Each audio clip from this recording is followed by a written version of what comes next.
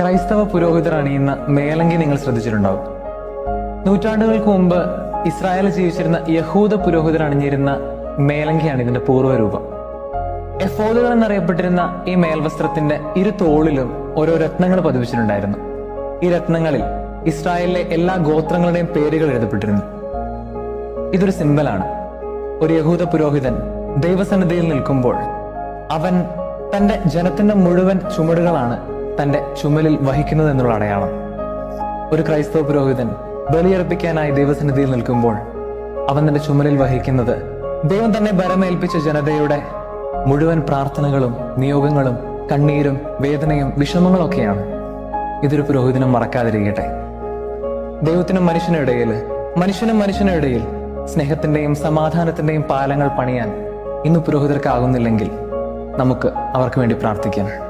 കാരണം ഓരോ ദൈവവിളിയും ജനതയുടെ നിലവിളിക്ക് ദൈവം നൽകുന്ന ഉത്തരമാണ്. ആമേൻ.